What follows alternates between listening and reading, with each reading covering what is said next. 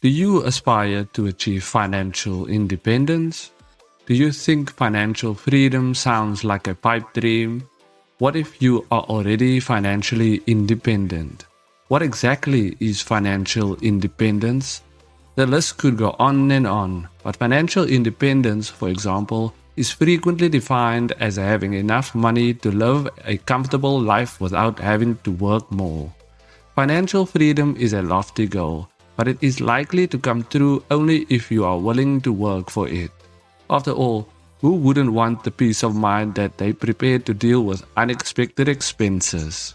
Welcome to the Enriched Adult, the place that helps you on your journey to the enriched life.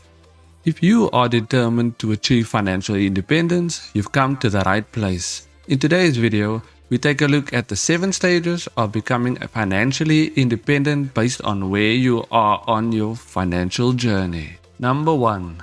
Financial dependence. You are in the dependent stage if you earn less than you spend or if you do not earn anything at all. You are dependent if you rely on your parents' help or any other form of monetary assistance from someone other than yourself. So the very first level of financial freedom is earning a good living and in particular accumulating some savings, emergency funds and income. To achieve financial independence, you should begin by planning your life, your goals and your objectives, and then take action even if it's small, work hard and set aside a specific amount of money for savings. Number 2. Financial solvency.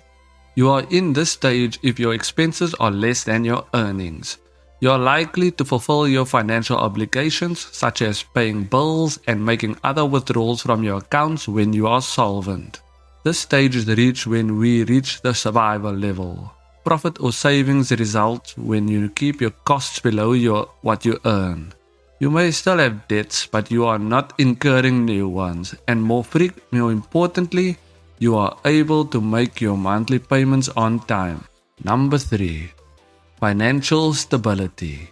You can start saving after you have consistently met your financial obligations, paid off your debts and kept your costs low. This additional income can serve as your rainy day fund, a financial reserve to which you can turn when an unexpected expense arises. If you find yourself in phases 0 to 1, your only option is to borrow money, take out a loan or fall behind on your obligations in order to cover the emergency. If you had any money saved up, this would not be the case. Number 4. Financial security. At this point, you've established enough consistency in your spending to begin saving for an emergency fund. After you've paid off the majority of your consumer loans, you can now move on to high-interest big ones. Even paying off one high-interest debt can relieve you of stress and provide you with additional savings. This includes attempting to repay any investment debt, student loans, or car or property mortgage. You can have enough money and resources to not only survive, but to start thriving. You are no longer living hand to mouth. You have financial reserves that you can tap into in an emergency and you are almost debt-free. If you are enjoying the video so far, don't forget to subscribe to our channel and give this video a big thumbs up and stay with us till the very end to know more about the stages of financial independence. Number 5. Financial independence. This stage emphasizes the significance of a solid investment strategy. If you saved money on a regular basis between stages 2 and 4, you will have invested some of it in solid assets that can provide short, medium and long-term returns. At this point, you should be able to reap the benefits of your investments. You have reached the financial security stage if your investment income is sufficient to cover your essential primary living expenses such as housing, food, utilities, and transportation. There is no fixed or precise number that indicates financial independence. Because everyone's lives are unique and financial independence means different things to different people. Number 6.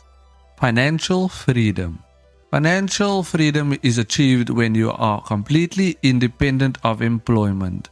Simply put, your passive income must equal your annual income if you are to be self-sufficient. There is no such thing as a magic investment formula. You can begin to consider goals other than your current lifestyle, such as purchases or experiences you'd like to have, as well as altruistic goals. The most important thing is to define these goals and back them up with your investment income. You are now truly financially free and independent in every sense of the word. Number 7. Financial abundance. The final stage of the continuum is when you have enough for your lifestyle, both basic and luxuries, with some left over for other things. You have enough money left over from your passive income to invest in other businesses, buy more real estate, donate to charities, or even start your own. At this point, we are discussing smart asset management rather than just smart money management. How do you handle inactive assets? How do you allocate the profits from the numerous investments? Who are the individuals who will benefit in the future from these assets and investments? How would you divide them among your family and loved ones? All of these are the things to consider if you've achieved financial abundance. Thank you for watching. Let us know in the comments at which stage you are. We would love to hear from you and be part of your journey to financial independence. Until next time, let's live the enriched life.